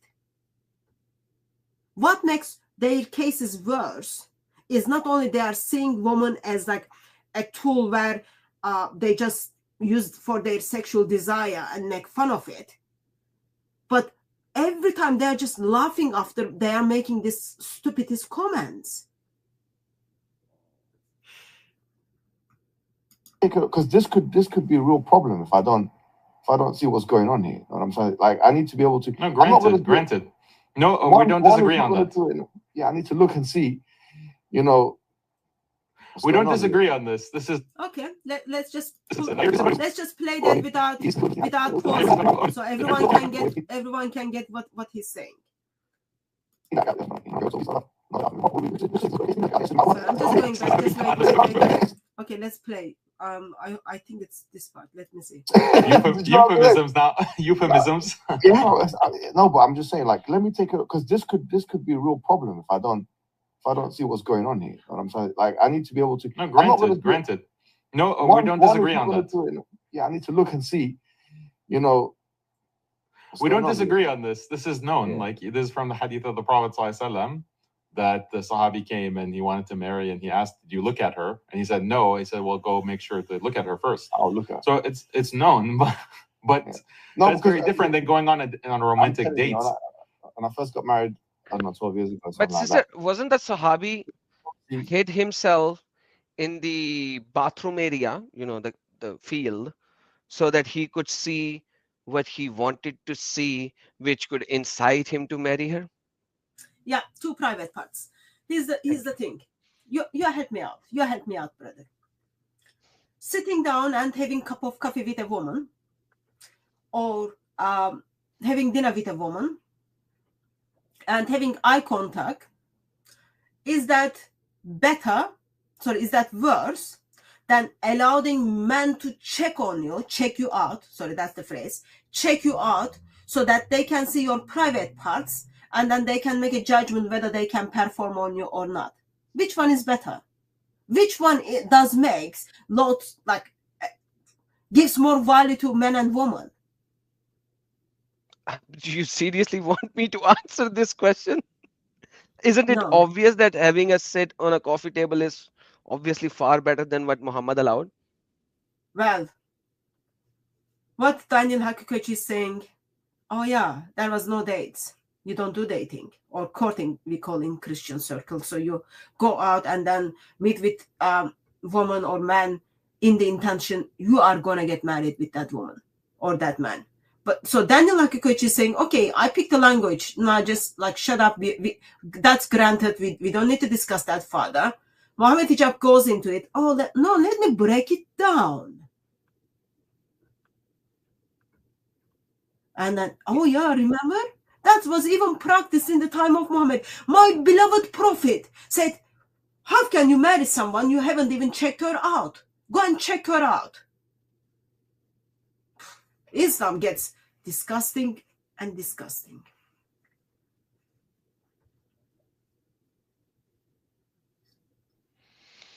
Yes. Ready for me to play more, brother? Yes, ma'am. Okay, let me just go back. So I just wanted to make sure people all get that part. Okay.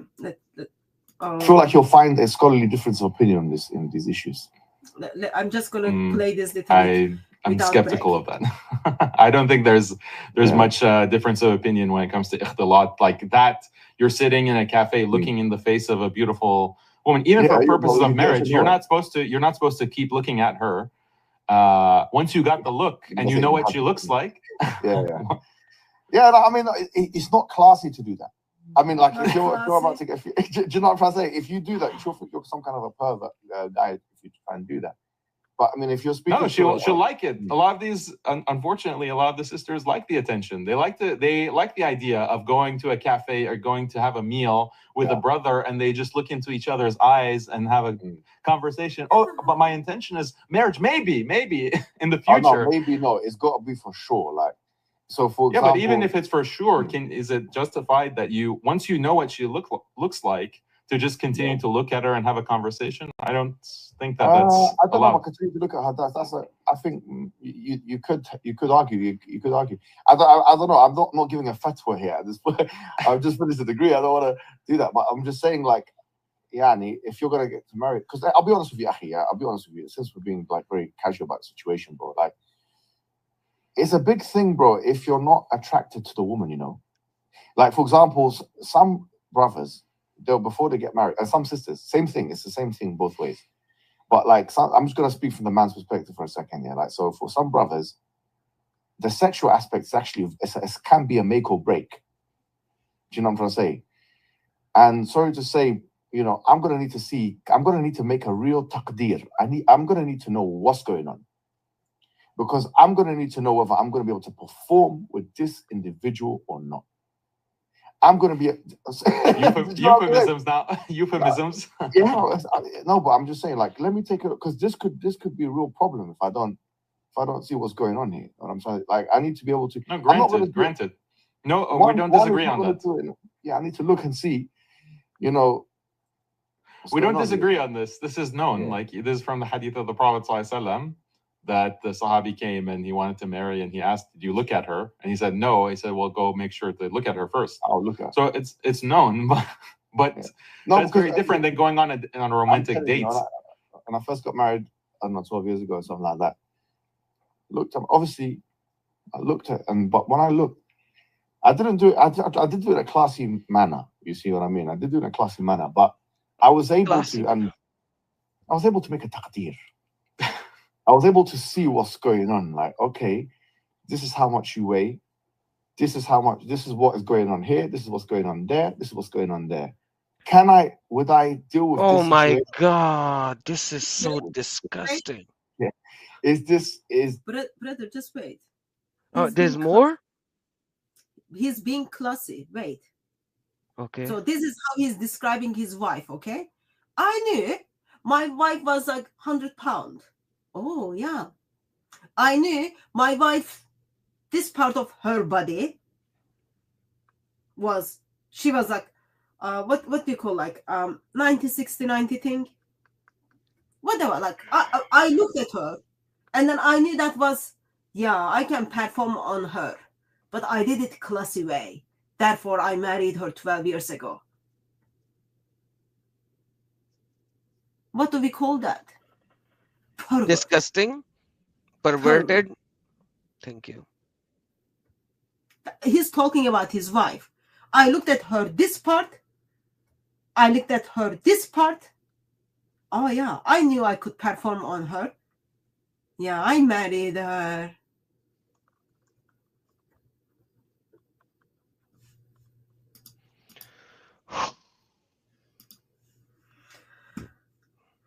Like, I wanted to make that whole part. Like, you checked her out. You checked her out. Okay? In a way where he is gauging her. Yeah. Measuring the parts of her body and her weight and everything. Yep. Think about it. At this stage, you know what? I am assuming woman wasn't behind burqa. She was not covered with full black dress. Yeah, because you are about to marry her, so you have to unveil her. He agrees to that fact. He just showed it in the video. He and his friend, the girlfriend, they agree to the fact that you can see a woman without the veil if you are proposing her for marriage. But like he's saying, like, I knew, like. Then he's. Yeah, let me continue. Is that okay if I continue? It's like, please, it's very. This is. He's talking about a Muslim woman who become his wife. There. Would I deal with this situation? Yes, I can deal with this situation. Yeah. It's funny, yeah. Is this going to be something I can deal with? Yes, I can deal with. Because the thing is, it's a real problem. I'm going to repeat this issue. It's a real problem that if one, yeah, you know what I'm saying? If one, you know, looks at the woman and she's like, I'm just saying from man's perspective, obviously it could be the same thing with Oriana. and she's, let's say, not voluptuous enough, sorry to say. Yani, some men like the skinny look. Some goodness. Men they like it more voluptuous. Some men they like it like this way. Some men like it like that way. But if it's not, yani, it could be a real problem. And then she'll feel real inadequate. Okay, I have to stop now. I think I'm going to.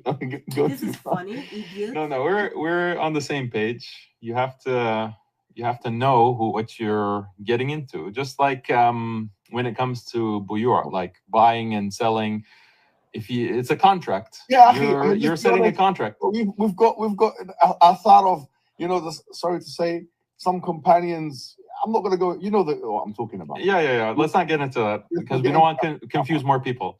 Yeah, we don't want to confuse more people. He just used the word voluptuous for his wife. Sorry to say, I'm so sorry. You can see the smile on my face. I'm so sorry. I don't want to remind you what prophets did, what happened in time of prophet, how they were checking out the woman.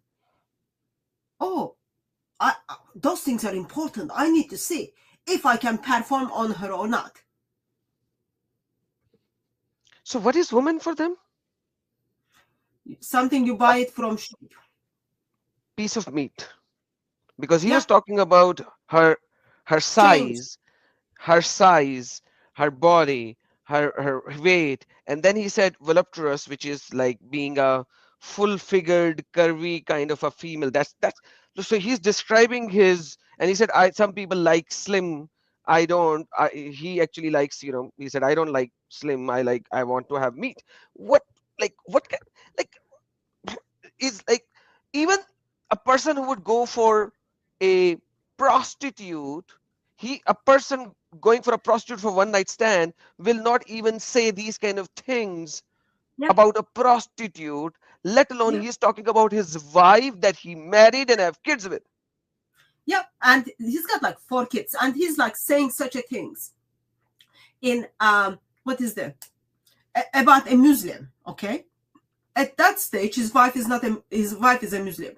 His wife is still Muslim today. No, if you are skinny in the eyes of Muslims, you are not healthy. So you've got to put weight on to just get fat. You go in Yemen, they give you camel urine to drink, so you put weight on, so that you can easily get married. But that is the way he's talking about his wife, a piece of meat. Yeah, what's going to happen when meat gets stayed in fridge for a couple of weeks and then out of date? Oh, meat is going to be treated as sauda. You get the better ones. Well, if he gets the better one, well, he doesn't need to tell anyone. He can just get these better wives. How can they even talk about this live in a live podcast? I'm getting surprised sometimes when he speaks and opens his mouth. He's such a disgusting, stupid idiot.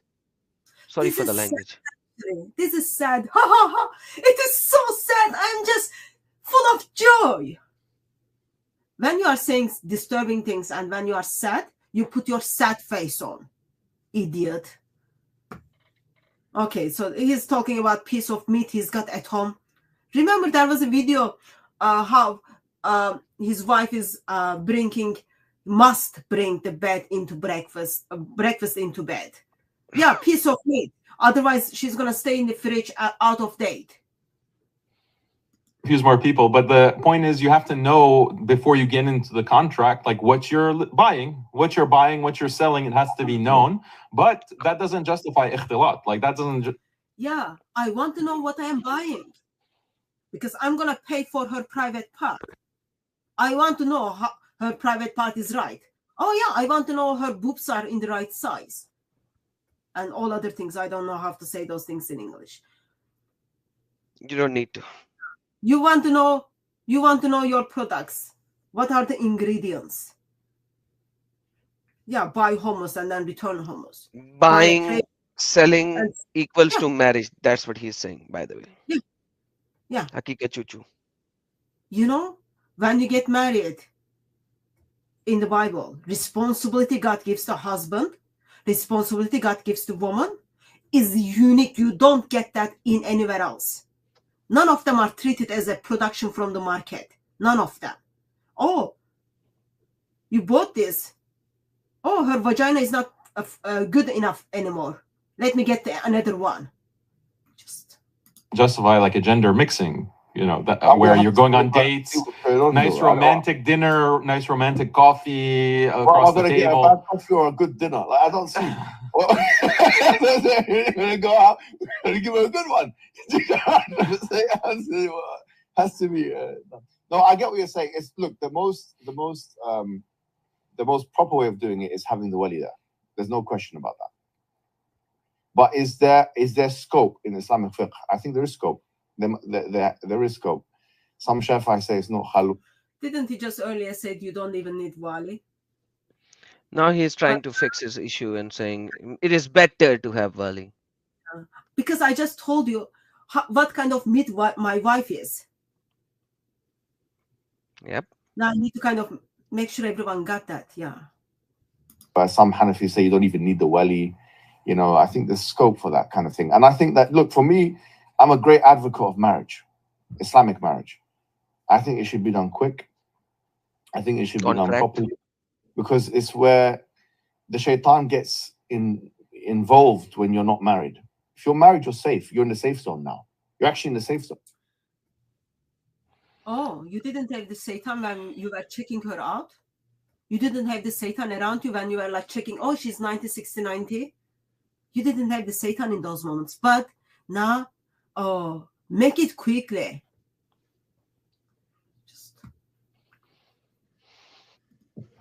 Unbelievable. Well, my thing is, let's get the nikah done. Do you know what I mean? I'm fine with that. I'm fine with that. But again, like, let's just be, maybe one way to put it is for your own daughter. Like, would you want your daughter to follow this, even a Hanafi opinion, just because that's not necessarily a part, according to one of the opinions within the Hanafi school, that the wali is not needed. But that doesn't mean that, oh, she can go and sit with anyone and basically act like a man would. So look, we have to be careful. Everything's got to be done with my consent. You know what I'm trying to say? Like, as the father. Can you please pause? Yeah, but why would my consent? And Hakikat, you just said sit like a man. So man can go sit with women, but women cannot sit with them. Like, oh, I don't have words for these idiots. Brother, pervert. That's the word you are looking for. Thank you, sister. That's the word you are looking for. Help us with the wording, people in the chat. This is not my area of expertise. I'm just like already disturbed by the way he's talking about the meat he's buying from the shop. If you know the right words, just please help us. You want your daughter, right, to go to a coffee shop? Oh, there's no khalwa. It's a public place. You wouldn't want that, right? I would go with her to the coffee shop to see the guy. Okay, yeah. So, and then what if he's like sitting like this, you know, looking? Oh, I'm just getting my niya's marriage. My niya's marriage. I'm just getting a good look at your daughter. Just a good look at your daughter. I'd go to Sheikh Mohammad Hijab. This guy, why is he doing this? What's wrong with him? Absolutely. Yeah, you give him a smack. You give him a smack, like lower your gaze. Like pause here. Isn't like Mimi Hijab just described that how he looked at somebody else's daughter, gauged her weight, gauged her measurements and everything, but when it talks about his daughter, him gonna smack the kid. And he's like going to that, like he's doing that wali thing, going there. Yeah. So for him, wali is not necessary, but for his daughter, wali is necessary. For him, looking at the woman is okay to all the extent, but for his daughter, like do you see the double standards right over here? Something that is good for his son, but not good for his daughter?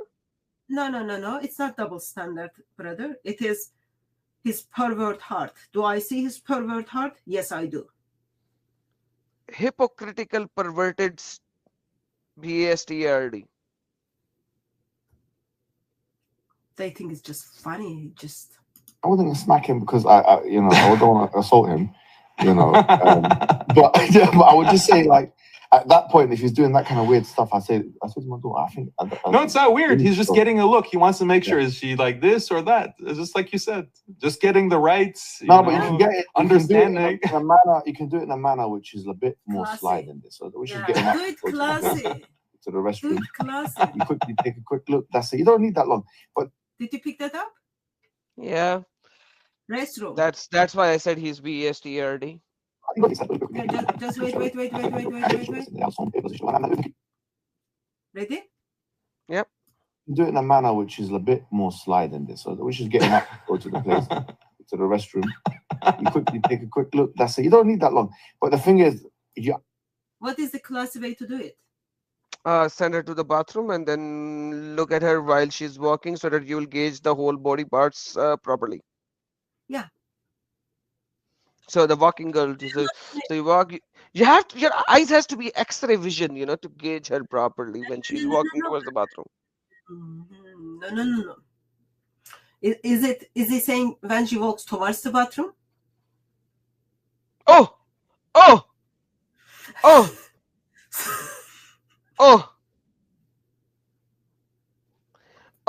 I'm sorry. I didn't get that the first time or even the second time. Let me play that again. So you are doing this classy, okay? This is the classy way to do it. This is the classy way to do it. How to check Mohammad Hijab's daughter. Yeah, understanding. You can do it in a manner which is a bit more slide than this. So we should get him up, go to the place, to the restroom. You quickly take a quick look. That's it. You don't need that long. But the thing is, I need to know the proportion. Oh. Go to the bathroom and take a quick look at her daughter, at his daughter. Yeah. Go to the bathroom, take a quick look. Go to the bathroom, take a quick look. Where did they learn that? Unbelievable. Oh, Mr. Mohammed Prophet. Pieces, police, FBI, child protection, and toilet cleaners be upon you. I don't know. Just like funny. It's like they think it is so funny. Yeah, my daughter is featured meat from the market. Come and check her out. I don't care what anyone says. I need to know the proportions. Otherwise, people are going to be in trouble, bro. Oh my goodness. Oh, I'm done. I'm done. He needs to know the proportions of a female that he's marrying or going to marry. Otherwise, he's done. He needs to know the proportion. Oh, wow. Not only that, this is just example. He just talked about his daughter. Yeah, it's okay for strangers who your daughter just met and then you were with them as a wali. Oh yeah, it's absolutely okay. You can check the proportion of my daughter. There'll be some issues that are happening. Okay. Father's not going to be happy. I don't care what anyone says. No one's going to be happy. Okay. The second night and the anti-talaq. What's better? Me to take a couple looks. Yeah, which is a ru'ya shar'iyya for the talaq happen. Oh, so yeah, don't get the talaq on the second night. It's better to look at her, gauge the proportions. Even if she's his daughter, it's better for her daughter not to get the talaq the next day. Yeah. So her proportions are matter how she looks like. If you think like, oh yeah, I cannot perform on her. That's the word he used a little bit earlier. I had to Google that. Like, I was like, what is this he's talking about? And then what happens after that? Oh, if I cannot do perform her because her proportion doesn't look right, what do? I will divorce her. I don't want her to go through that. Poor girl, she will get divorced on the second night because I couldn't do that thing. Yeah, I want to kind of, I don't want to do that. So therefore, yeah, it's absolutely okay for me to check what kind of meat is this. This is the level of perversion that he's explaining here, which calls for representative of Islam. This is what Islam is all about. See, beautiful ideology. Man is willing. It's just way too beautiful. It's just way too beautiful. That destroys a mentality for a woman. What is a woman? It's just like previously I said woman is a piece of meat. Like now it seems like it's not even a piece of meat. It's like, I don't know, something for enjoyment. It's like a China doll. Don't insult China doll, brother. You can get full refund for those things. Yeah, okay, Jazakallah khair. We're on the same page. We're on the same page for the most part, but we have to clarify. Chuchu is on the same page. Some at least ambiguous thing, because if I know, if this ain't, because sometimes it can be like on the, you know, on the cusp. You know, how much does she weigh? It's a very rude question to ask the question. Okay, I can't say to the, like, I couldn't say to, you know, my wife, how much you weigh. It's a really, really, really like unclassy question. But I've become an expert in predicting like people's weights. I know what people's weights are. I look at it. Look, that's who you are. That, but I have to look. I have to see what's going on. I don't know. I think it's one. Your weight is not that important. Like, I can guess your weight. Yeah, you are 100 pounds. You are 50 kilograms. But I need to see the other things. I need to see what is your bra size. I need to see other things. Actually, he's not asking for the numbers for the bra size. He wants to see it. Perverts. Those situations that it can go terribly wrong. It can go terribly. But the main thing is for you to have an intention to do nikah.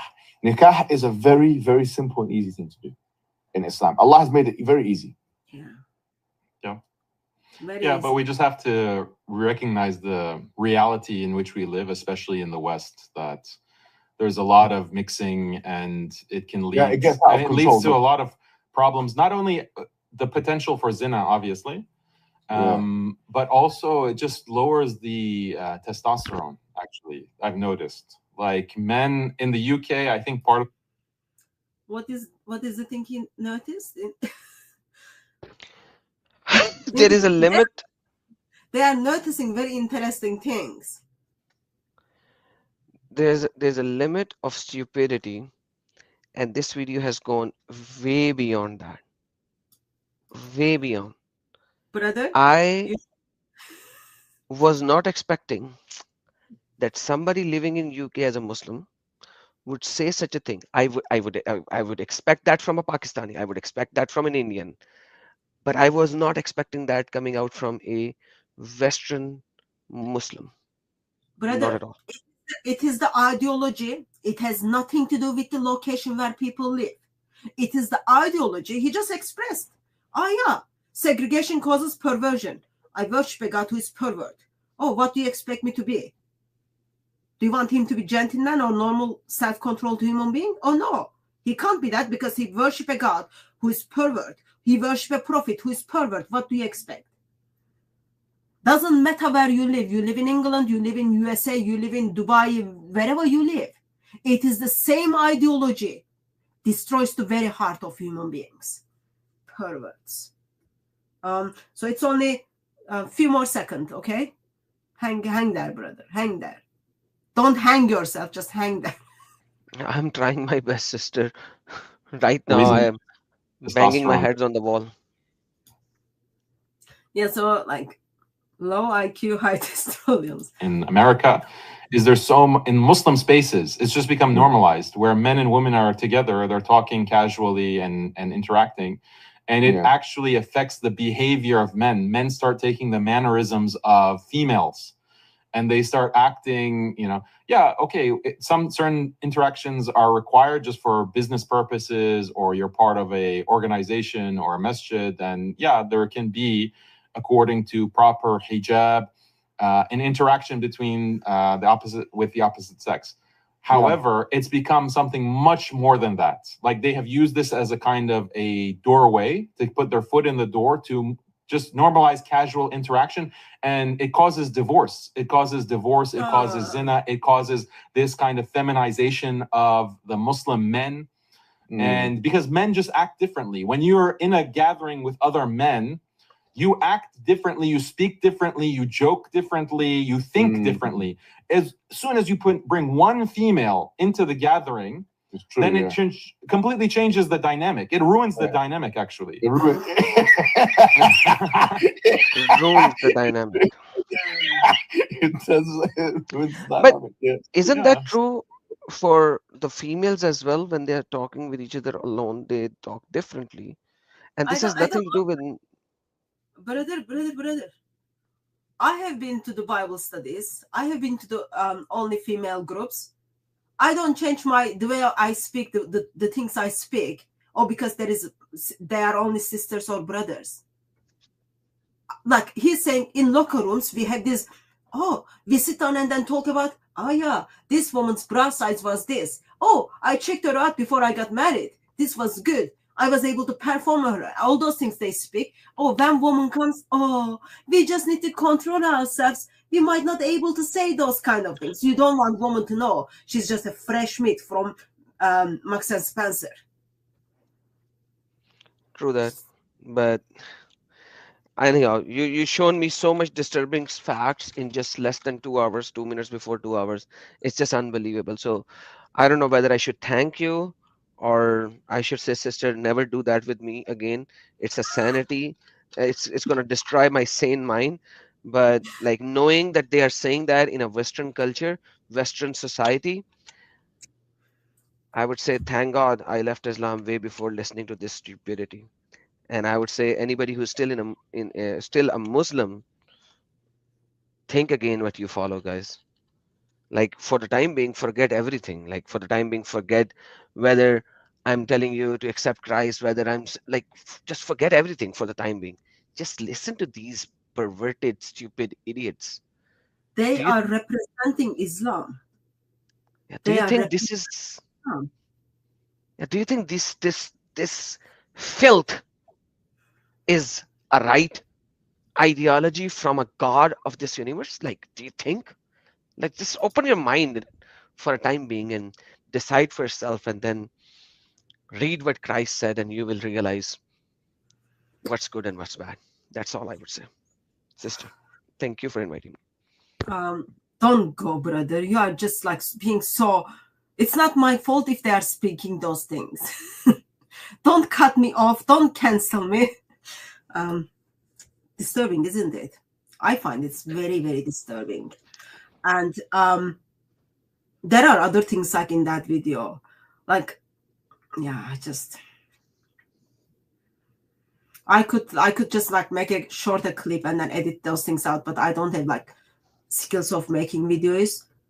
There are that video is just like, it talks about, I don't know which part is worse. Like, it's really difficult to choose like which part is worse. That he's expressing that he worships a God who is perverts. He's expressing, oh yeah, Muslims are around the world are bragging what they are doing to those boys, how it is very common, or how he describes his wife as piece of meat, and then how he's encouraging, oh yeah, you can check my daughter out when she takes bathroom break. Don't know. And he's talking about all Muslims at this stage. All Muslims. Anyway,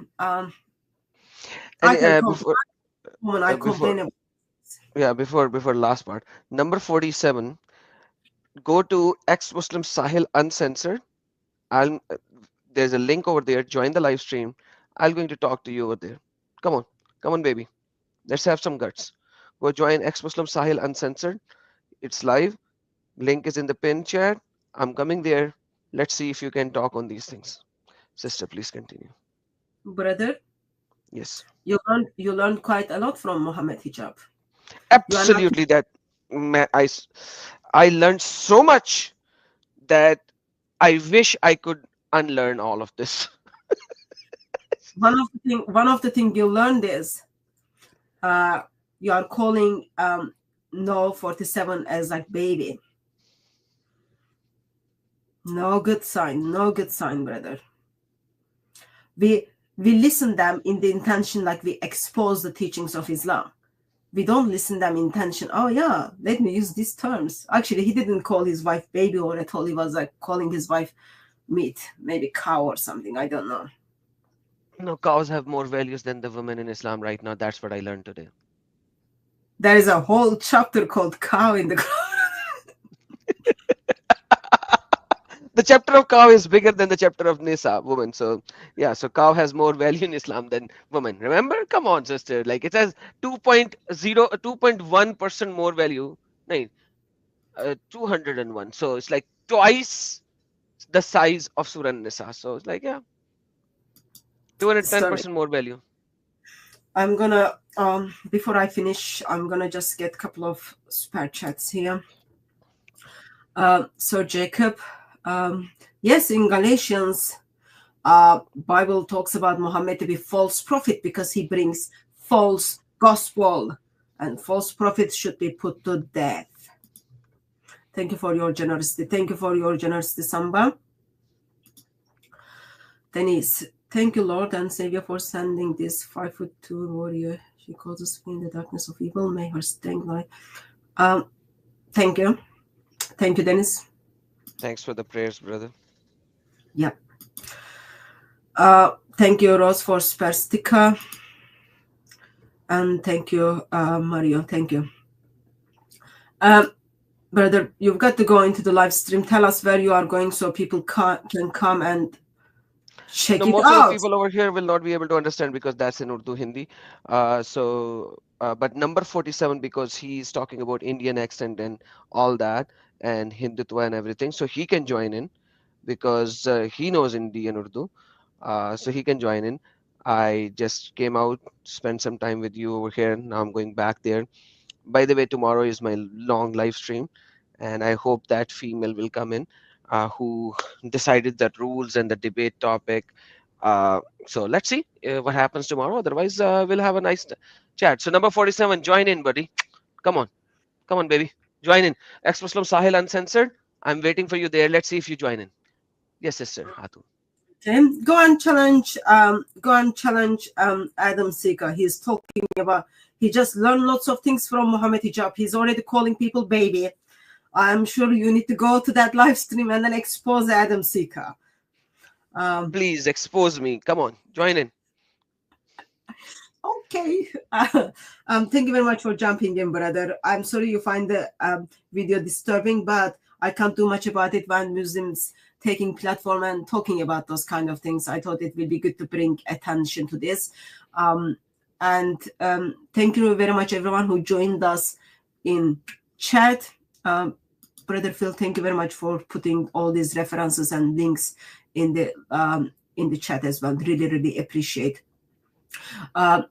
Until I see you, probably earliest will be Monday. May Christ crucified silent you with his love. And Adam, make sure you just wash yourself tonight before you go to bed, because you don't want perversion to pass through.